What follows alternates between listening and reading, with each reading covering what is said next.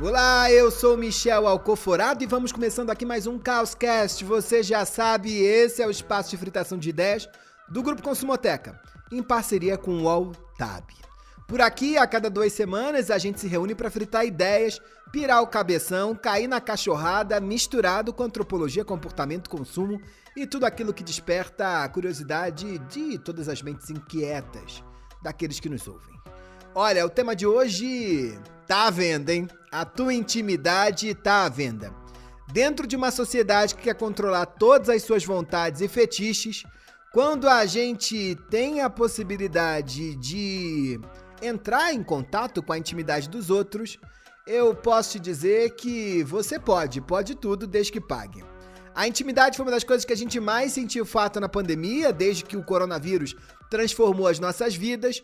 O isolamento social fez muita gente migrar para o digital, descobrir novas formas de se divertir, inclusive sexualmente.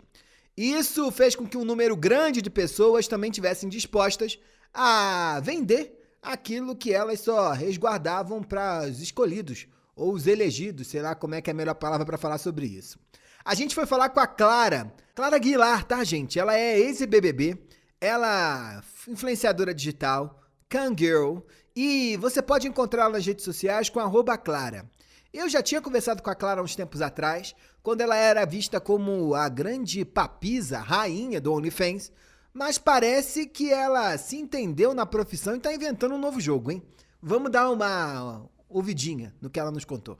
Bom, primeiro, quando eu comecei, não existia no Brasil, não existia nenhum site brasileiro e as meninas tinham que falar inglês, era um mercado assim, bem novo mesmo, até lá fora. Foi em 2007, se eu não me engano, então eu não tinha nem noção que esse trabalho ia crescer aqui dentro do Brasil. Eu achei que fosse continuar sendo uma coisa de fora. Até quando eu entrei no Big Brother, não era popular também, e eu tenho certeza que eu contribuí muito para que as pessoas soubessem o que é ser Kangirl e para que muitas mulheres se tornassem Kangirls e criadoras de conteúdo adulto. E agora eu acho que é um trabalho que está em ascensão no Brasil, porque ainda é muito novo aqui, a gente tem poucos sites que fazem a transmissão, né, para as meninas poderem transmitir os shows, e acredito que daqui para frente vai crescer ainda muito mais. Putz, que legal essa história da Clara, hein? Que interessante a maneira como ela entendeu essa transformação do mundo e pôde se conectar com ele. É claro que vocês já sabem que quando o assunto é muito complicado eu não entro nunca sozinho, mas mesmo quando é fácil também, a gente sempre convida aqueles que são meus companheiros nessa nave que é o Caoscast. Hoje tô aqui, junto e misturado de novo, com Marina Roale, que é a head de pesquisas do Grupo Consumoteca, com Rebeca de Moraes, que tropicaliza tendências como ninguém, e com Thiago Faria, que apesar de não vender o conteúdo, democratiza a sua intimidade, não aquela que você tá pensando, mas seu dia a dia nas redes sociais com imagens que nos enlouquecem. Marina, o tal do conteúdo adulto nunca saiu de moda, né? O que parece que aquela coisa da gente entrar na banca de jornal, ter que fazer um código com o jornaleiro, sair morrendo de vergonha porque tá saindo com uma revista pornô, acabou. Foi isso que mudou, né? Pois é, Michel. E não só conteúdo íntimo, mas como outros tipos de conteúdo também. Assim, a gente hoje tem demanda e tem produção de todo tipo de conteúdo aí no mundo digital. A gente tem os famosos vídeos de mukbang, por exemplo, que são aqueles vídeos de pessoas comendo quilos de comida na frente da câmera. Não sei se vocês já viram. E aí tem umas coisas que despertam um exagero, você vai sentindo um nervosinho quando você assiste. Tem um baita público pra isso. Hoje tem um monte de gente que ganha dinheiro aí com vídeo de mukbang. Tem também lá os vídeos de ASMR. Tem espaço pra tudo. Tem de tudo, tem de tudo. Rebeca, você já viu esse negócio de mukbang? ASMR eu já sei que você entende, né? Agora mukbang, tu curte também, não? Michel, eu mal consegui entender como a gente saiu do assunto putaria pra mukbang e gente comendo e ASMR. Mas tudo é uma conectado. orgia! Sabe de nada, nunca? inocente. É tipo leite condensado, sabe? Quando você inicia sua vida sexual. É mukbang aquilo. Mas de todo modo, toda forma de amor vale a pena. Né? Se tá gostoso e não tá desrespeitando ninguém, tá tudo certo. Ai, que delícia! Mas nunca vi um vídeo de mukbang, te confesso. Mas, Rebeca, não só tem mukbang, como tem putaria fit mukbang, fit ASMR, tem o cross aí do conteúdo. Foi por isso que eu falei do mukbang aqui. É interseccionalidade que chama. Muito contemporâneo.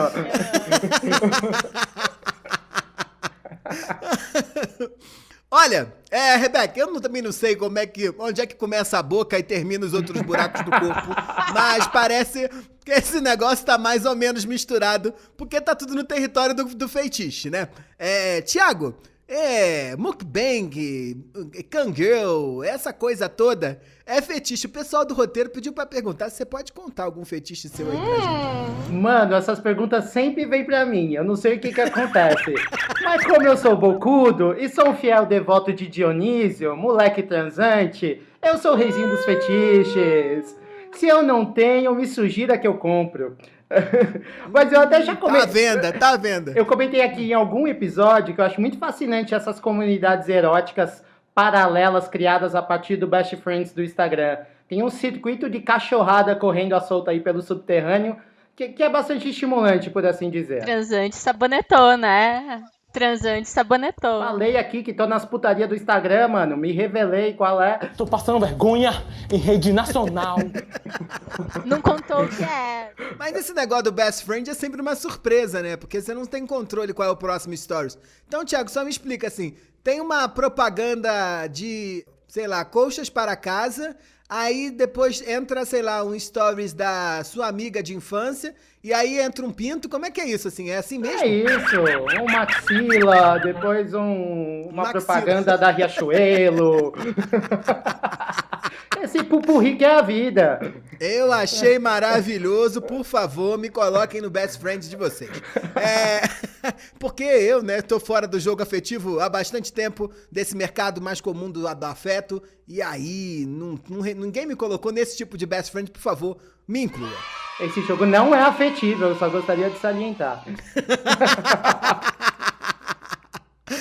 E se tem um novo movimento surgindo, se tem stories pulando pra todo lado e a gente não tá sabendo muito bem lidar com isso, vocês já sabem, tá mais do que na hora de dar nome aos bois. Nome aos bois.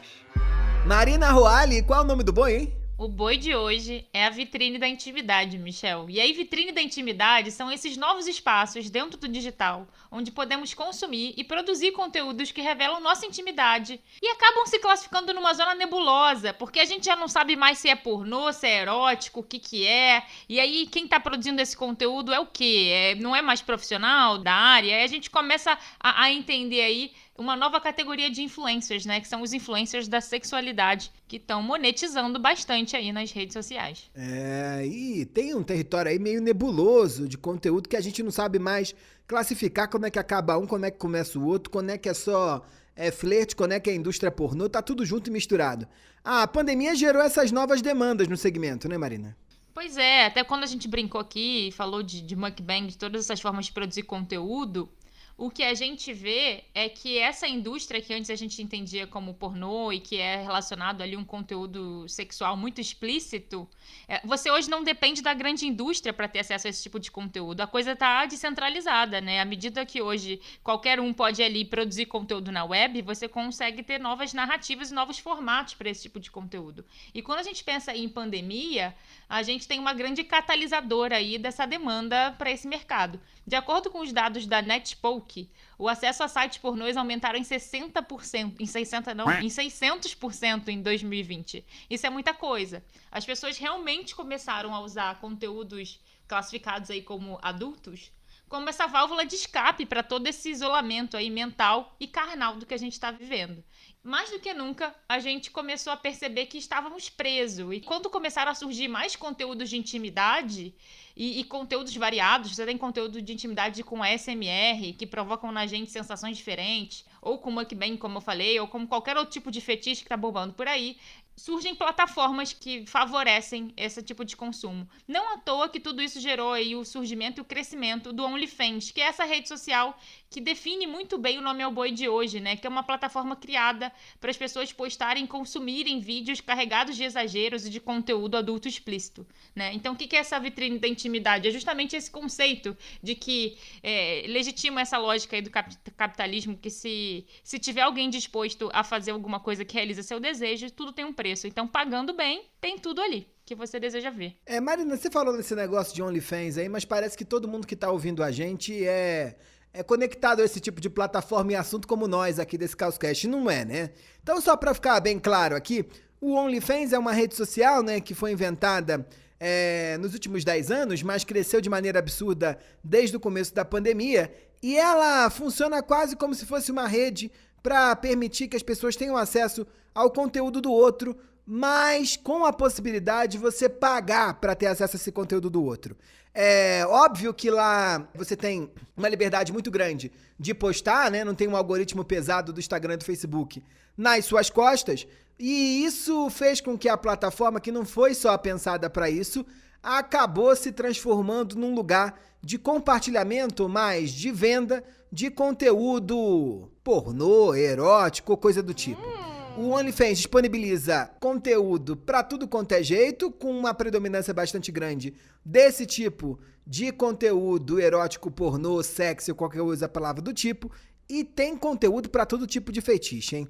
Tem gente que vende book do pé, gente que vende book do cabelo, gente que vende book decomendo, vende book tomando banho. Nude, Golden Shower, tudo aí que você quiser ver, o tem Bolsonaro lá. andou vendendo, né? Deus me livre. Ele fez propaganda gratuita, no caso, ele nem cobrou o publi. Ô, gente, mas o que a gente está dizendo aqui é que o que a gente está chamando de intimidade e de pornografia nesse lugar não é só pornografia tradicional. São muitas outras possibilidades de intimidade que a gente está botando aí agora nesse mesmo balaio da pornografia, que era esse lugar da intimidade que antes estava preservada só para você e que a gente às vezes expunha para outras pessoas. Nesse mesmo balaio agora estão entrando outras coisas da intimidade que a gente está expondo, é isso? Sim. É aí que o mukbang se mistura com o fetiche do pé, né? Pois é. É aí que todos os buracos do corpo se encontram. Acho que o interessante desse movimento de vitrine da intimidade é que é isso, assim, por muito tempo as pessoas, assim, né, essa demanda pelo conteúdo de ver a intimidade do outro, desejo sexual, do conteúdo pornô, ela sempre existiu. Só que ela, por muito tempo, teve ali um monopólio da indústria pornográfica, né? Tinha ali muito um jeito de fazer. A gente até falou disso no outro episódio aqui, que você tinha que recorrer àquilo se quisesse ter algum acesso a esse tipo de conteúdo.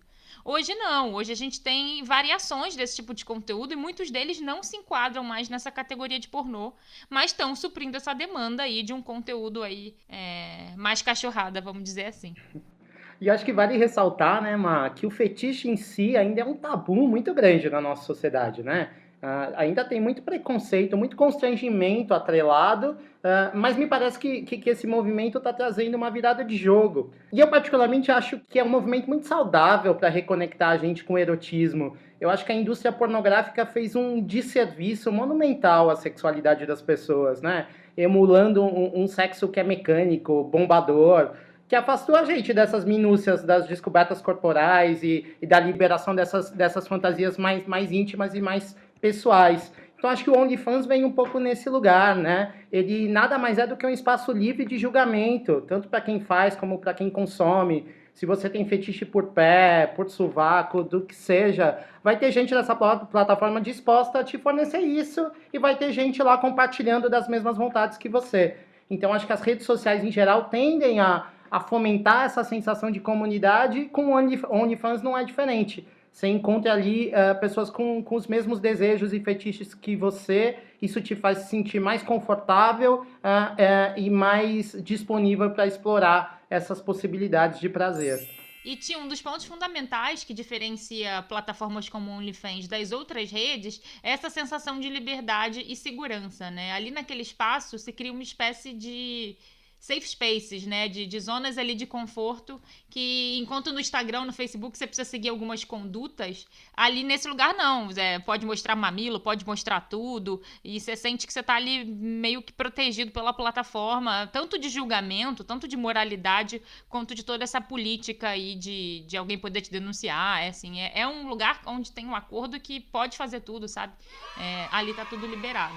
E aí a gente acaba tendo quase que quando a gente fala de zona nebulosa ali, né, você cria um espaço intermediário entre algo que é uma rede social e que é a Deep Web, né? Tinha muitos conteúdos que a pessoa antes tinha que entrar na Deep Web ali, que é aquela internet não regulamentada, para ter acesso ali a alguma coisa muito diferente. Então, a gente cria essa zona de meio, o que pode ser libertador para muita gente. Pois é, acho que, reiterando um pouco do que o Thiago estava falando, eu acho muito interessante essa ideia de deixar o prazer deixa de ser esse lugar também muito falocêntrico, né? Então, que é libertador no sentido de poder ver outras possibilidades de prazer. E ao mesmo tempo, acho que ao mesmo tempo que vai libertando, então, os pensamentos e as ideias, vai também abrindo espaço para um lugar em que o exagero também acaba sendo muito forte, né? A gente tem coisas muito explícitas, muito chamativas. A gente que perdeu tanto das sensações por conta da digitalização, né? De ter que ficar nesse ambiente da internet e se privando do toque, do cheiro, que são coisas super estimulantes, né?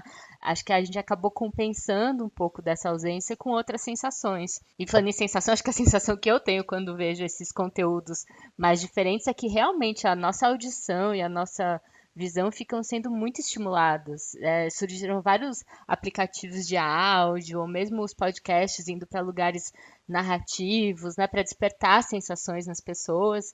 E não é de se surpreender que uma plataforma tenha tido tanto sucesso, já que no OnlyFans a gente pode experimentar coisas novas, né, novas sensações. Então, a gente não fica necessariamente só na sensação de prazer, mas também é algo que te faça sair da zona de conforto de alguma forma. E também acho que tem um outro aspecto, né, Rebeca? Você que mega estuda psicanálise aí sabe bem que um dos grandes desafios que a gente tem no nosso processo de socialização e de invenção da gente mesmo é lidar com esses limites que a vida vai colocando.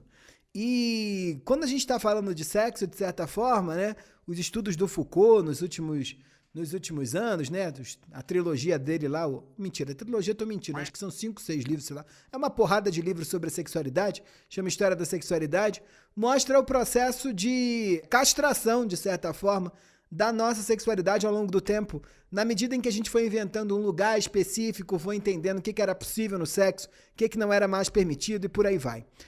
No OnlyFans, o que a gente vê, há uma liberdade infinitamente maior para os indivíduos satisfazerem seus desejos sexuais, né? Você não pode falar para a pessoa que você está casado, sei lá, 40 anos, 50 anos, que de uma hora para outra você começou a ter fetiche por dedão do pé, mas no OnlyFans você pode comprar um book de dedões do pé. Então é uma rede social onde você tem a possibilidade de transitar por um território de liberdade num lugar onde no mundo real, no mundo offline, você só encontraria barreiras e só encontraria dificuldades. Então, esse jeito novo aí de produzir conteúdo, onde eu tô pagando para ver os outros ter prazer e tô tendo prazer com o prazer dos outros, é um dos pilares fundamentais daquilo que estrutura o OnlyFans. Para entender um pouco melhor sobre esse novo movimento e com essa coisa da produção desse novo jeito de construir conteúdo, a gente foi falar com o Roy LP. Ele é lá do site quente.club. É isso mesmo, gente, quente.club. Não tem como entrar frio lá não, hein? Então o arroba é @quente.club no Instagram e é uma produtora que está especializada nesses novos tipos de conteúdo e que tem gerado uma grande transformação nas nossas vidas, né? Vamos ver o que o Roy contou pra gente.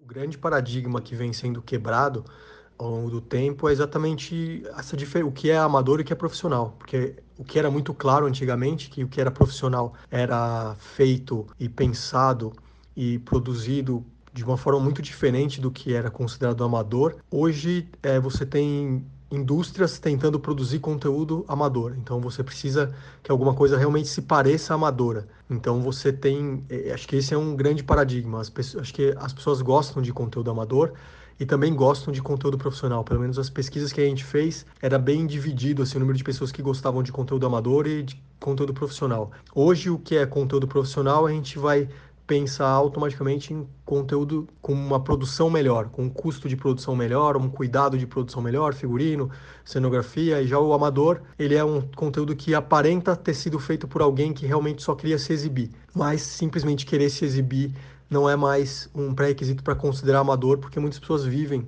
da exibição, né? A venda da própria intimidade. Então, acho que o grande paradigma é esse, a intimidade passou a ser negociada da mesma forma que o conteúdo profissional. Então, o que está em jogo mais não é a qualidade, é a intimidade das pessoas. Que é o OnlyFans, por exemplo, ele vende a intimidade das pessoas. Você quer ver a modelo, o seu ator favorito, ou sua atriz favorita fazendo aquilo que ele não faz em frente às câmeras. Apesar dele estar em frente a uma câmera para ser possível que aquilo seja gravado, e aquilo você compra, então ele deixou de ser amador. Eu acho muito interessante isso que o Roy traz, gente, porque acho que, como ele mesmo diz, é um novo paradigma, né? Acho que é menos sobre ser profissional versus ser amador e mais sobre ser realista versus ser teatral, encenado. Acho que houve uma saturação e até um interdito político mesmo dos padrões da indústria pornográfica que tem uma atmosfera kitsch e muitas vezes abusiva. Então, acho, hoje, quem quer produzir e monetizar um conteúdo erótico pode ter mais liberdade de escolha. Ninguém é mais obrigado a seguir um roteiro se não quiser. E isso é muito interessante, né? Um movimento que dá vazão a fantasias muito mais plurais e mais autênticas.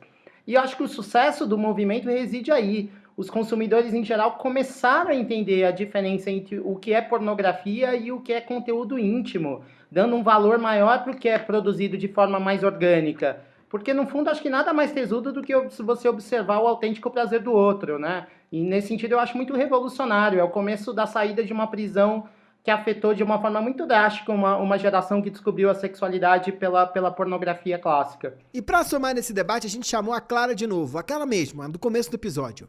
A Clara contou como é que ela mudou o próprio comportamento e a própria maneira de produzir conteúdo a partir das transformações que ela começou a observar no mundo e nos consumidores que estavam lá seguindo ela e querendo que ela mostrasse sua intimidade. Vamos ver. Da mesma forma que a gente está evoluindo no mundo que real, eu vou percebendo a evolução das pessoas também no meu trabalho como Kangirl.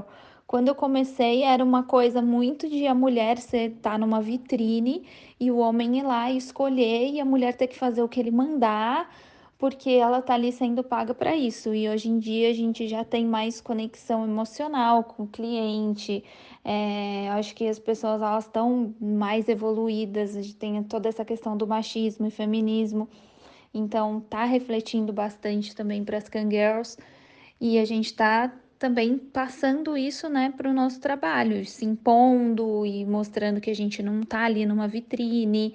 Principalmente os homens, né, que tem clientes mulheres também, mas os homens estão já entendendo que existe uma conexão ali, que é um ser humano que tá ali, que não é só uma vitrine, que não é um filme pornô. E nas minhas redes sociais eu tô sempre fazendo vídeo, sempre lutando para isso, sempre dando dica para as meninas, para não abaixar a cabeça, para não fazer tudo que manda, para não deixar ser humilhada. Porque é assim que a gente tem que viver até fora das câmeras também, né? E sobre os fetiches, é muito legal também, porque tem muita gente que tem vergonha de realizar fetiches e aproveita que atrás das câmeras pode realizar no anonimato. Até casais, por exemplo, que querem fazer uma homenagem, que querem experimentar uma terceira pessoa, às vezes não sabem se querem fazer isso real e experimentam na webcam. Então eu acho bem legal, assim, você poder ter a oportunidade de experimentar um fetiche e saber se realmente é isso que você quer para você fazer na sua vida real. Você poder manter o seu anonimato ali e expor todas as suas vontades sem ter vergonha. Isso que ela fala dos casais experimentando coisas novas, né, pedindo para ela atender desejos, mostra agora como que a gente tem até uma nova jornada de testar desejo, né? As pessoas estão usando o virtual para testar algumas coisas que elas tinham vontade, mas não necessariamente tinham coragem, então elas testam primeiro no on para depois levar para o off. Então também muda aí a forma como a gente tá realizando nossos fetiches, né? E acho que ela traz uma coisa interessante também, Má, desculpa, que é o reconhecimento da humanidade desse tipo de profissional. Então acho que ela traz um pouco do universo da intimidade para esse jogo também, que eu achei um ponto interessante da fala. Sim, embora a gente até fale aqui que o nosso nome Os Bois é vitrine da intimidade, acho que é muito importante a gente ressaltar aí também o respeito e a importância desses profissionais e como que ela fala de ser reconhecido como um profissional respeitado, né? Porque tem toda ali uma marginalização das pessoas que estão monetizando, estão nessa indústria e a gente tem que pensar também que nesse momento de pandemia tem sido uma fonte de renda importante para muita gente também. Mas acho que vale a gente também colocar aqui que todas as novas demandas de comportamento que a gente tem sempre surgem novas oportunidades. E a Clara contou pra gente aí de uma oportunidade de mercado que ela enxergou nisso tudo, que foi inventar e reinventar o OnlyFans, trazendo a plataforma para uma realidade mais brasileira. Porque para você entrar hoje ali, ganhar dinheiro nesse lugar, você tem que ter passaporte, você tem que ter um cartão internacional. Então ela tropicalizou, Rebeca, você que gosta aí de tropicalização, ela tropicalizou o OnlyFans. Vamos ouvir. Bom, a ideia do BFF é uma ideia que eu tenho desde o Big Brother, desde 2014. Eu tenho uma ideia de lançar um site. E a primeira ideia era lançar um site de webcam, porém, né, com o meu trabalho eu tenho visto que criar conteúdo é muito mais divertido, menos desgastante e mais lucrativo para nós que criamos os conteúdos. E aí eu decidi mudar tudo e criar um site de conteúdo. Porque a gente só tem hoje em dia o OnlyFans, que é um site gringo que as meninas têm um pouco de dificuldade porque precisa de passaporte para entrar, os clientes precisam de cartão internacional. Então eu pensei, por que não criar um OnlyFans brasileiro, onde a gente tenha o Pix, a gente tenha boleto, a gente tenha a forma de pagamento mais fácil para as pessoas interagirem, a gente aceite as meninas com o RG daqui, né? Não precisa de passaporte. E a gente até tem alguns sites aqui no Brasil, que eu dei uma pesquisada antes, porém não achei nenhum site assim que fosse realmente legal, que estivesse realmente pronto para fazer essa função de OnlyFans, porque o OnlyFans é um site muito, muito bom. E a ideia é essa, é a gente conseguir trazer uma coisa mais simples aqui para o pessoal do Brasil, para poder deixar que as pessoas criem qualquer tipo de conteúdo lá dentro do BFF, lembrando que não é só conteúdo adulto, assim como o OnlyFans, né? Ele ficou popular por causa do conteúdo adulto, mas a gente aceita todos os tipos de criadores de conteúdo, temos DJs, produtores, pessoas que querem vender curso lá dentro, tem para todo mundo. E tô bem feliz com toda a repercussão que tá tendo o site e espero que todo mundo goste também bastante e acho que vai inovar bastante esse mercado. Eu adorei isso, né? O mundo muda, a gente tem que mudar mesmo para continuar fazendo sentido no mundo. Eu lembrei que o Lacan tem uma frase muito importante que ele fala que o nosso desejo é o desejo do outro, né? Que o desejo do sujeito é o desejo do outro. E se a gente pensa nisso do ponto de vista imaginário, para não ficar falando psicanalitiquez aqui, acho que isso fala um pouco sobre essa ideia de que a gente não tem uma identidade como a gente entende no senso comum, essa escrita em pedra, né? Eu sou X e você isso pela vida toda, isso não existe. Então, que ao longo da vida é necessário que a gente vá se amparando em alguma coisa que está situada fora da gente, fora de si mesmo.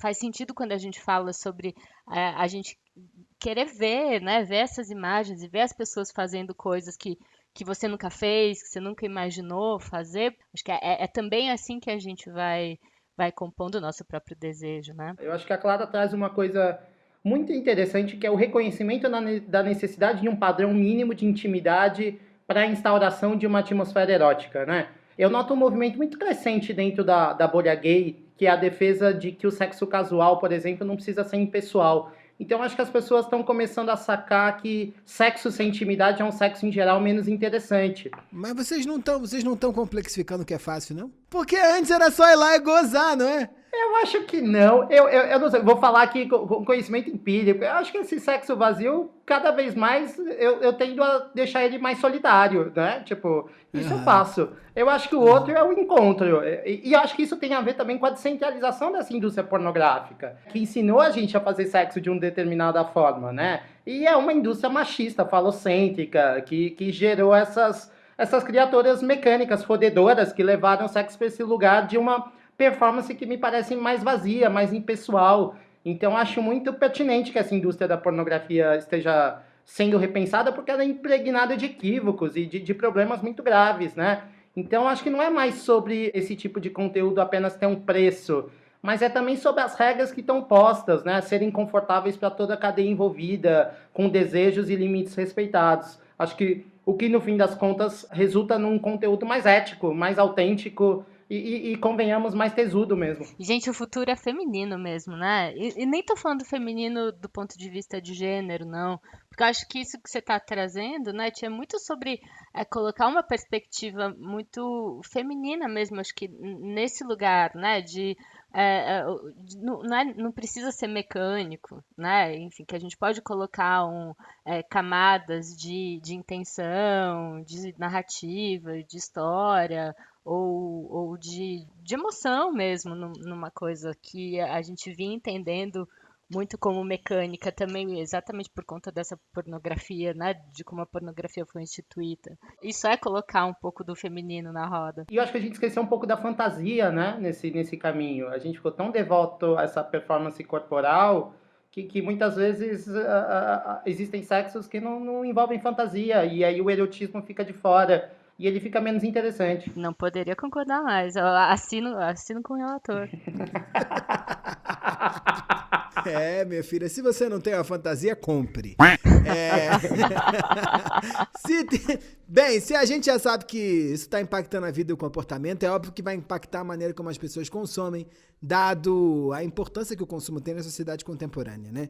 Então, essa coisa de inovação, originalidade, novos princípios, começam a impactar muito fortemente não só a maneira como as pessoas se relacionam com as marcas, mas também como elas consomem conteúdo. Dica de ouro, hein?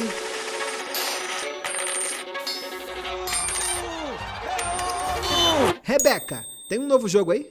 Tem um novo jogo. Acho que a dica de ouro de hoje só pode ser para quem consome. Nesse momento é muito importante que a gente, que está aqui desse lado olhando para tudo isso, possa abrir um pouco a cabeça e entender que tem cada vez mais narrativas possíveis para entender o que é sexualidade, o que é intimidade, o que é um influenciador de conteúdos eróticos, como funciona essa questão de ter cada vez mais espaço para explorar a intimidade, seja a nossa próxima quanto a do outro. A gente falou bastante do OnlyFans aqui, mas só para deixar claro que ela não é a única plataforma que tem esse tipo de monetização de conteúdo. Tem várias outras plataformas aparecendo por aí, com conteúdos muito diversificados. Então, a tendência é que a gente tenha cada vez mais opções de serviços com mais diversidade e mais experiências possíveis. E acho que é importante a gente, né, virar um pouco essa chave do que é intimidade, ou da intimidade como esse lugar da pornografia antiga, para entender que tem muitas possibilidades de prazer e de encontrar caminhos aí para além dessa tradicional. Que maravilha. Olha, que maravilha. A dica de ouro dada, agora você já sabe, né? Já trouxemos conteúdo, já tracemos o ouro e agora vamos de Joga na Roda, quando a gente traz ainda mais coisas para você aprender mais sobre o tema.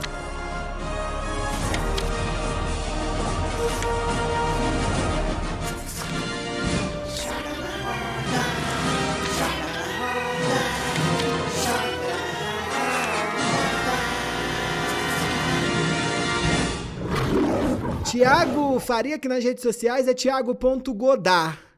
Qual a tua dica, hein? Michel, eu vou indicar um livro que é muito classicão, que pirou meu cabeção na minha juventude, que é a História do Olho, do Georges Bataille. O Bataille foi um filósofo, escritor, pornógrafo do início do século XX, participante do movimento surrealista na França, e ele é considerado por muitos como o teórico do erotismo, né?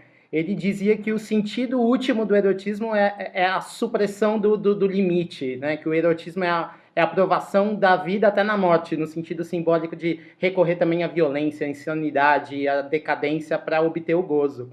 E A História do Ouro é um romance pornográfico de um personagem que é sem nome e que vai passeando por uma trajetória muito surreal de violências e de orgias, assim.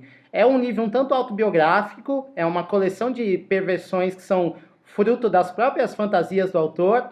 E tem um traço que eu acho muito interessante dessa obra, é que o Bataille tinha uma memória muito marcante na infância de quando seu pai, que era tetraplégico e cego, revirou os olhos no momento de urinar, reconhecendo que ali talvez fosse o único prazer ou felicidade vivenciada por aquele homem. Então, todas as aventuras sexuais relatadas no livro traziam um elemento comum de conter algum objeto oval que simbolizava os olhos do pai, e daí vem o nome da obra. É um livro muito fascinante e muito desconcertante para os estômagos fortes. Marina Roale, do isolamento de Itaipu, tem dicas? Olha, Michel, como hoje a gente está falando aqui de essas novas maneiras de se provocar e sentir sensações e prazer, eu descobri há pouco tempo um documentário aqui do YouTube que explica melhor o mukbang que a gente falou pra caramba aqui, né? E se chama The Disturbing Truth of Mukbang. É só jogar lá no YouTube que tá disponível o documentário. E ele explica essa coisa da gente ficar hipnotizado nesses conteúdos que geram um exagero na gente, essa coisa do consumo visual ali, que provoca. Então, acho que tem aí um cruzamento com isso que a gente tá falando. Mas são cenas fortes. Se você tem estômago sensível pra ver essas cenas de exagero, tem que se preparar aí. Ih, maravilhoso, hein? Rebeca de Moraes. Gente, eu pensei em tanta coisa pra falar pra vocês, mas eu acho que eu muito conhecimento, vou voltar. Hein? Vou voltar pra onde eu tava. Putaria sabe um monte. Gente, cancioneiro completo, imagina. Não, mas eu queria indicar para os interessados a literatura da Gilca Machado. Ela é uma poetisa brasileira e ela lançou o primeiro livro de poemas eróticos publicado por uma mulher no Brasil, em 1920, alguma coisa. Vocês imaginam, né? Num tempo, ela é carioca, e num tempo em que não era nem dada à mulher o lugar de ter prazer. E ela falava, além de pornografia, ela falava do corpo feminino, das possibilidades de prazer de um corpo que naquela época só servia para receber, né? Como um receptáculo aí do homem, né? A mulher o sexo não era um lugar para a mulher, né? Não era um lugar para a mulher se mostrar ou ter prazer. E ela desde então fala nisso, acho que do lado de várias outras poetisas importantes, a Hilda Rios, a própria Ana Cristina César depois, a Adélia Prado. Mas, enfim, tem textos lindos dela. Quem se interessar, dá para procurar pela internet. Acho que dá para encontrar o livro dela em sebo. Eu recomendo muito, assim, uma literatura, uma figura importante da literatura brasileira. Maravilha, adorei. Eu trago aqui uma dica que já tinha falado ao longo do episódio, mas acho que é importante da gente marcar pela potência dessa obra, que é o História da Sexualidade do Michel Foucault. O Foucault foi um filósofo de muita importância na segunda metade do século XX. Os estudos dele bagunçaram as ciências humanas de uma maneira jamais vista. E agora, há pouco tempo atrás, acabou de sair um box com os 4 volumes do História da Sexualidade pela Paz e Terra. Saiu agora, no finalzinho de 2020. E a edição está muito bonita, os livros são de cores fortes e, através das aulas que o Foucault dava no Collège de France, você vai ter a possibilidade de entender como a sexualidade ganhou esse espaço tão importante nas nossas vidas e extrapolou aquilo que a gente faz dentro do quarto e acabou dominando a nossa existência, né? De certa forma, tanto as ciências humanas, sobretudo a antropologia, a própria psicanálise, construíram sobre esse tema, né? E pautam boa parte dos seus estudos sobre esse tema, o que eu acho que é sempre um grande aprendizado. Maravilha! Manda zap! Tiago, mandaram cartinha pra você? Zap? Algum trocinho desse, foi? Michel, o William Pereira deixou um recadinho lá no nosso Instagram dizendo que ama a chamada de abertura do Causcast, que toda vez que ele ouve tem vontade de ouvir novamente todos os episódios. Muito obrigado, William. Maravilhoso, Wes. Coloca aí de novo. Toda vez eu já dou uma dançadinha assim quando eu ouço. Marina, tem? Olha, Michel, eu recebi aqui mensagem do @CristianoBFranco, que comentou aqui o post do nosso episódio sobre moda streetwear, e ele comenta aqui um pouco desse debate da cultura sneakerhead. Ele é muito presente na série da Netflix Black AF. Eu não conhecia essa série ainda, agora está no meu radar. Maravilha. E, Rebeca, olha, a gente já recebeu e continua recebendo, a gente adora receber cartinhas, mensagens, sopros e cheiros. Mas quem quiser falar com a gente, mandar foto de pet, foto de roupa, foto de intimidade, adicionar a gente no Best Friends do Instagram, né? Por favor, façam isso. Faz como, hein? Sabe, Michel, que falando em foto de pet, a Hannah Araújo mandou um comentário lá no Instagram. Você sabe que eu fui reconhecida como mãe de gato, né? E ela comentou lá no Instagram até que achou que eu fosse citar o perfil do @cansei-de-ser-gato, que é uma fofura. E não citei, mas Hannah... Tamo aí, mães de gatos. Eu adoro o perfil do Cansei de Ser Gato. E quem quiser fazer como a Hannah e Como é que ela descobriu que você conversar... era mãe de gato? É pelas coisas que você fala? Mães de gato tem coisas pra falar diferente? Como é que é isso? Não, é porque tava... É porque a gente teve episódio episódio de pet, a gente pet. Não, eu Ela sei, viu no- eu sei. Mas tinham vários pets lá. Pois é, inclusive as Michel, plantas não do Thiago. sei. Eu acho que ela viu alguma coisa em mim, ela viu o jeito que eu falo, alguma coisa me revelou como mãe de gato. Gostei. Eu acho que é essa coisa que você sabe de psicanálise, né? Mega combina com consultório, né? Um Combina, gato ter pulando de um lado gato. pro outro. É verdade. Uma meia luz, né?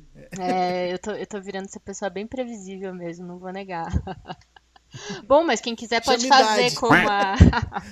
Bom, mas quem quiser pode fazer como a Hannah, que comentou lá no @caos.cast. Pode comentar lá, pode mandar DM pra gente lá. Ou também, se preferir, algo mais reservado, já que o assunto é intimidade, quem preferir não se expor tanto, pode falar direto com a gente no consumoteca@consumoteca.com.br. Boa. Olha, infelizmente vamos aqui terminando o nosso episódio.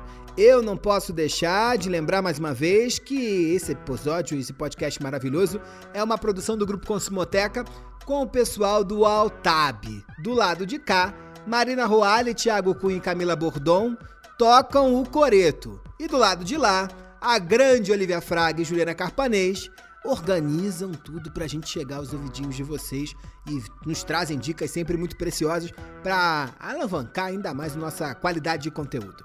O roteiro desse episódio fica por conta de Bruna Capasso, ela que sabe tudo das palavras, e o controle dos absurdos que falamos aqui, separando o joio do trigo, é um trabalho maravilhoso de Wesley Xavier. Fica aqui meu grande abraço para os nossos convidados, a Clara Aguilar, ela nas redes sociais ou no site dela, você pode entrar lá no Instagram e descobre tudo dela, é @Clara. E o Roy, da Quente.club, essa produtora de vídeos eróticos, pornô, alternativo, que abrilhantou o nosso episódio. Eu queria mandar um beijo gigante também para Thiago Faria. Thiago, beijos. Beijos lascivos caóticos. Marina Roale, tchau. Besos calientes. E Rebeca de Moraes, hasta luego. Hasta luego. Vamos nos permitir, meus queridos. Eu, Michel Alcoforado, mando um beijo para todos os nossos caóticos e para os nossos companheiros de nave.